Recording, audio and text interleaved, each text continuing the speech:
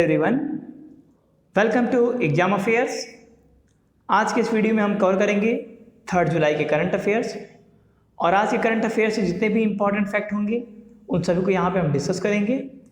और वीडियो के लास्ट में मैं आपको एक टेस्ट क्वेश्चन भी दूंगा जिसका आंसर आपको कमेंट बॉक्स में करना होगा। तो शुरू करते हैं आज की वीडियो।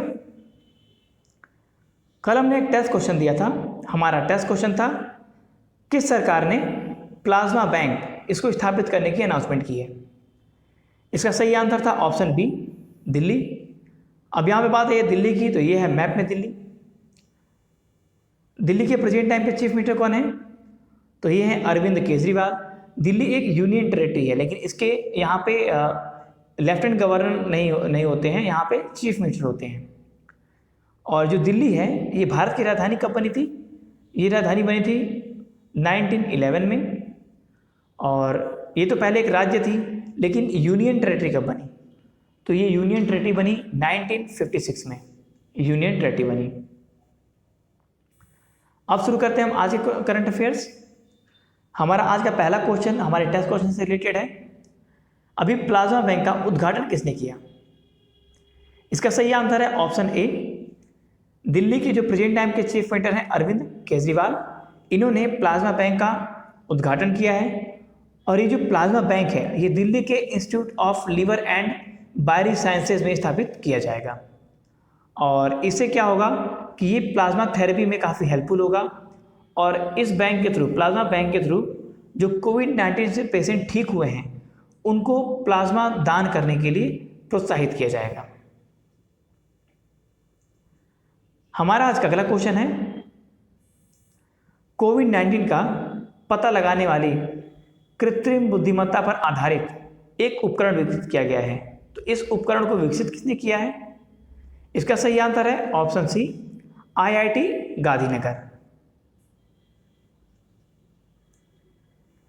हमारा आज का अगला क्वेश्चन है, CBFC यानी कि central board of film certification, इसके नए CEO कौन बने। इसका सही आंसर है option A, Ravinder Bhakar ji. Ravinder Bhakar ji Indian railway store services के 1999 बैच के अधिकारी हैं। और अब ये CBFC के नए CEO बनाए गए हैं। ये हैं रविंदर भाकर जी जो अब CBFC के नए CEO होंगे। हमारा आज का अगला क्वेश्चन है, विजडन के अकॉर्डिंग 21वीं सदी का भारत का मोस्ट वैल्यूएबल प्लेयर ये कौन बना। इसका सही आंसर है ऑप्शन बी, रविंद्र जडेजा जी। और ये है चित्र में रविंद्र जडेजा जी, ये भारत के ऑलराउंडर हैं। और विजडम मैगजीन जो है उसके अकॉर्डिंग ये 21वीं सदी के भारत के सबसे वैल्यूएबल प्लेयर हैं। इन्होंने अपनी करियर की शुरुआत 2009 में की थी। और अभी विजडन ने एक और अनाउंसमेंट की थी कुछ दिन पहले। विजडन के अकॉर्डिंग जो भारत के सबसे बेस्ट टेस्ट प्लेयर हैं उनका अनाउंसमेंट किया था, तो वो हैं राहुल द्रविड़।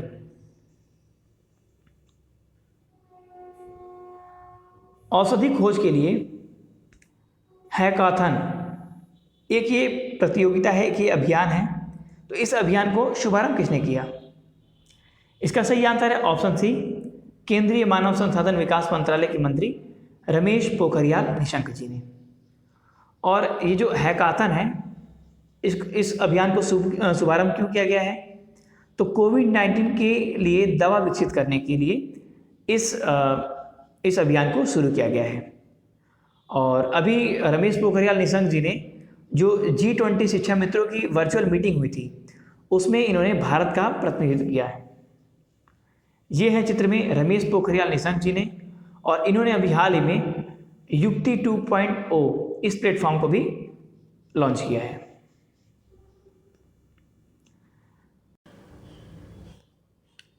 हमारा आज का अगला क्वेश्चन है, पाकिस्तान की पहली महिला लेफ्टिनेंट जनरल ये कौन बनी। इसका सही आंसर है ऑप्शन डी, निगाह जौहर जी। और अभी हाल ही में पाकिस्तान के एयरफोर्स में पहले हिंदू फाइटर पायलट कौन बने, तो उनका नाम है राहुल देव। क्या नाम है, राहुल देव। अब बात है पाकिस्तान की, तो ये है मैप में पाकिस्तान। पाकिस्तान की कैपिटल क्या है, कैपिटल है इस्लामाबाद। और पाकिस्तान के प्रेजेंट टाइम के प्रेसिडेंट कौन है, तो वो हैं आरिफ अलवी। और पाकिस्तान के प्रेजेंट टाइम के प्राइम मिनिस्टर कौन है, तो वह है इमरान खान। और अभी पाकिस्तान पीओके के पास में पनबिजली परियोजना के लिए चाइना के साथ में समझौता किया है। संयुक्त राष्ट्र में भारत के अगले स्थायी प्रतिनिधित्व कौन होंगे? इसका सही आंसर है option B, Indramani Pandey. Indramani Pandey ji UN में अब भारत के अगले स्थायी प्रतिनिधि नियुक्त किए गए हैं। अब बात आई है यूनाइटेड नेशंस की, तो यह है चित्र में यूनाइटेड नेशंस। इसकी स्थापना कब हुई थी? इसकी स्थापना हुई थी 24 अक्टूबर 1945 में। और इसका हेडक्वार्टर कहाँ पे है? हेडक्वार्टर है न्यूयॉर्क में। और इसके सेक्रेटरी जनरल कौन है? तो सेक्रेटरी जनरल हैं एंटोनियो गुटेरस। और जनरल असेंबली के प्रेसिडेंट कौन है? तो वो हैं वोल्कन बोसगीर। और इनकी भी हाल ही में नियुक्ति हुई है वोल्कन बोसगीर की। इन्होंने किसको रिप्लेस किया है वोल्कन बोसगीर ने? तो वोल्कन बोसगीर ने तिजानी मोहम्मद बंदे को रिप्लेस किया है। इससे पहले जो जनरल असेंबली के प्रेसिडेंट थे वो तिजानी मोहम्मद बंदे थे, लेकिन अभी प्रेजेंट टाइम में वोल्कन बोसगीर ने उनकी जगह ले ली है। मत्स्य संपदा का पहला संस्करण, इसका शुभारंभ किसने किया? इसका सही आंसर है ऑप्शन बी, गिरिराज सिंह जी ने। गिरिराज सिंह जी ने प्रधानमंत्री मत्स्य संपदा योजना का शुभारंभ किया है। और इससे क्या होगा कि इससे जो मछुआरे हैं और किसान हैं उनको शिक्षित किया जाएगा, जिससे कि उनको व्यापार में काफ़ी सुविधा हो सके। ये हैं चित्र में हमारे केंद्रीय मत्स्य पालन और पशुपालन मंत्रालय के मंत्री गिरिराज सिंह, और इन्हीं ने ही मत्स्य संपदा का पहला संस्करण का शुभारंभ किया है। कॉन्टिन्यूअस गैल्वेनाइज्ड रेबर उत्पादन सुविधा सेंटर, इसका उद्घाटन कहाँ किया गया? इसका सही आंसर है ऑप्शन ए, पंजाब में। और इसका उद्घाटन किया किसने है? तो जो हमारे केंद्रीय इस्पात मंत्रालय के मंत्री हैं धर्मेंद्र प्रधान जी, उन्होंने ही इसका उद्घाटन किया है। अब यहाँ पे बात आई है पंजाब की, तो मैप में देख लेते हैं पंजाब को। ये है मैप में पंजाब। और पंजाब की कैपिटल क्या है? कैपिटल है चंडीगढ़। और पंजाब के प्रेजेंट टाइम के चीफ मिनिस्टर कौन है? तो वो है अमरिंदर सिंह, कैप्टन अमरिंदर सिंह। और पंजाब के प्रेजेंट टाइम के गवर्नर कौन है? तो गवर्नर है वीपी बैडनोर। और अभी पंजाब ने घर घर निगरानी योजना का भी शुभारंभ किया है। ड्रीम केरला प्रोजेक्ट, इसका शुभारंभ किसने किया? इसका सही आंसर है जो केरला के प्रेजेंट टाइम के चीफ मिनिस्टर हैं पिनराई विजयन जी, इन्होंने ही ड्रीम केरला प्रोजेक्ट का शुभारंभ किया है। और इसके तहत क्या होगा कि जो विदेशों से भारत में आए हैं कोविड-19 के टाइम पे प्रवासी, और जो केरल राज्य के जो लोग हैं उनको अपने पेशे के अकॉर्डिंग उनको रोजगार मुहैया कराया जाएगा। अब यहाँ पे बात आई है केरला की, तो मैप में देख लेते हैं केरल को। यह है मैप में केरल। केरल की कैपिटल क्या है? कैपिटल है तिरुवनंतपुरम। और केरल के प्रेजेंट टाइम के चीफ मिनिस्टर कौन है? तो वो हैं पिनराई विजयन।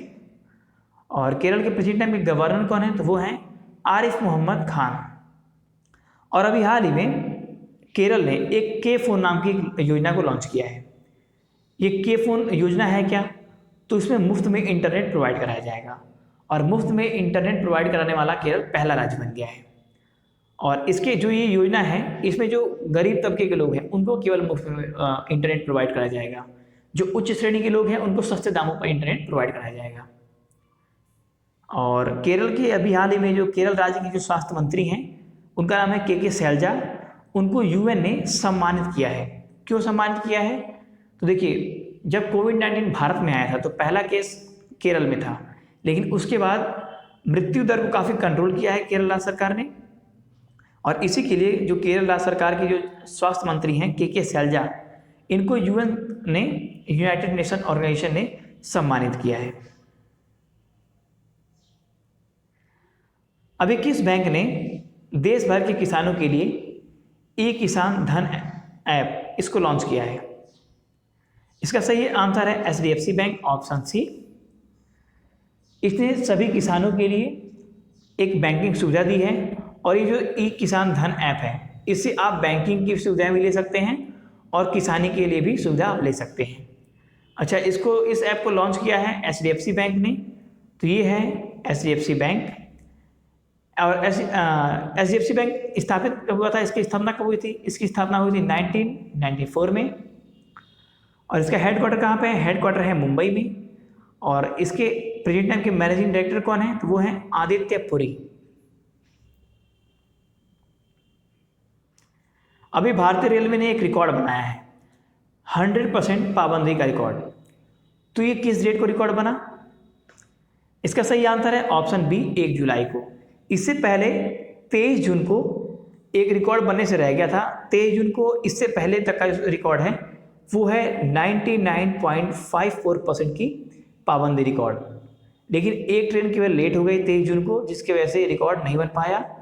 और 1 जुलाई को 100% टाइम पर सारी रेल पहुंची हैं और ये रिकॉर्ड बना है 1 जुलाई को। और ये क्वेश्चन है भारतीय रेलवे से। तो भारतीय रेलवे से एक और क्वेश्चन मैं आपको बता दूं, अभी मध्य रेलवे ने एक कैप्टन अर्जुन को लॉन्च किया है, जो प्लेटफॉर्म पे जाकर के यात्रियों को सैनिटाइज करेगा और उनकी निगरानी करेगा। और अभी पश्चिम रेलवे ने भी एक रिकॉर्ड बनाया है, जैसे कि अगर कोई मालगाड़ी होती है, वो इस तरह के कुछ उसमें वैगन होते हैं, सिंगल वैगन होते हैं। लेकिन अभी पश्चिम रेलवे ने एक परीक्षण किया है, जो सफल परीक्षण रहा है। उसने डबल वैगन के, जो डबल डेकर जैसे बस आती है उस तरह के डबल वैगन की रेलगाड़ी के परीक्षण किए हैं। और इस तरह से जो इसकी डबल वैगन की जो इसकी लंबाई है टोटल, वो 7.5 मीटर के आसपास में आती है। तो ये एक वर्ल्ड रिकॉर्ड है, विश्व में पहली ऐसे ये भारतीय रेलवे बनी है जिसने डबल डेकर जो मालगाड़ी है उसकी सफल परीक्षण किया है। और हमारे रेलवे मंत्रालय के मंत्री कौन है? तो वो हैं पीयूष गोयल जी। IOC यानी कि इंडियन ऑयल कॉरपोरेशन, इसके नए अध्यक्ष कौन बने हैं? इसका सही आंसर है ऑप्शन बी, श्रीकांत माधव वैद्य।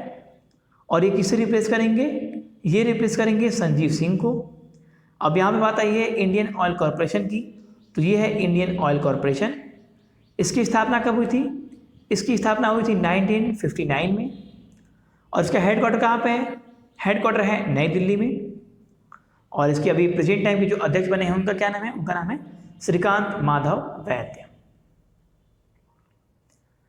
अभी फिच रेटिंग्स ने एक GDP का अनुमान लगाया है। वित्तीय वर्ष 2022 के लिए भारत की GDP का अनुमान लगाया है। और इन्होंने पहले जो GDP का अनुमान लगाया था वो था 9.5, लेकिन अब उस अनुमान को घटा करके कितना कर दिया है? इसका सही आंसर है ऑप्शन डी। पहले फिच रेटिंग्स ने भारत की वित्तीय वर्ष 2022 के लिए जो GDP का अनुमान लगाया था वो लगाया था 9.5%, लेकिन अब उसको घटा करके 8% कर दिया है। अब यहाँ पे बात है फिच रेटिंग्स की, तो ये है फिच रेटिंग्स। इसकी स्थापना कब हुई थी? 1914 में। इसका हेडक्वार्टर कहाँ पे है? न्यूयॉर्क में। और इसके फाउंडर कौन थे? इसके फाउंडर थे जॉन नॉल्स फिच। IIMC यानी कि Indian institute of mass communication, इसके नए महानिदेशक कौन बने हैं? इसका सही आंसर है ऑप्शन डी, संजय द्विवेदी जी। अभी ICC अध्यक्ष के पद से किसने इस्तीफा दिया है? इसका सही आंसर है ऑप्शन बी, शशांक मनोहर जी ने। शशांक मनोहर जी ICC के अध्यक्ष थे और अब इन्होंने इस अध्यक्ष पद से इस्तीफा दे दिया है। इनका टोटल कार्यकाल 3 साल का था, लेकिन उन्होंने 2 साल पहले ही इस पद से इस्तीफा दे दिया। अब यहाँ पे बात है ICC की, तो चित्र में देख लेते हैं ICC को। ये है ICC यानी कि इंटरनेशनल क्रिकेट काउंसिल। और इसकी स्थापना कब हुई थी? इसकी स्थापना हुई थी 1909 में। इसका हेडक्वार्टर कहाँ पे है? हेडक्वार्टर है दुबई में। और इसके CEO कौन है? तो CEO हैं मनु साहनी। और अभी तो इन्होंने अध्यक्ष पद जो थे शशांक मनोहर जी, उन्होंने तो इस्तीफा दे दिया है। तो अब उनके जगह पे कौन कार्यभार संभालेंगे? तो जो उपाध्यक्ष हैं इमरान ख्वाजा, वो उनके पद का कार्यभार संभालेंगे। और अभी हाल में आईसीसी के पैनल में एक भारतीय अंपायर को शामिल किया गया है जिनका नाम है नितिन मेनन। अब जैसा कि हमने कहा था वीडियो क्लास में एक टेस्ट क्वेश्चन दिया जाएगा। हमारा आज का टेस्ट क्वेश्चन है मलावी के नए राष्ट्रपति कौन बने। इसका सही आंसर आप कमेंट बॉक्स में जरूर बताइएगा। वीडियो कैसी लगी? वीडियो अगर आपको अच्छी और हेल्पफुल लगी हो तो चैनल को लाइक शेयर सब्सक्राइब करके बेल आइकन जरूर प्रेस कीजिएगा। थैंक यू, बाय बाय, जय हिंद, वंदे मातरम।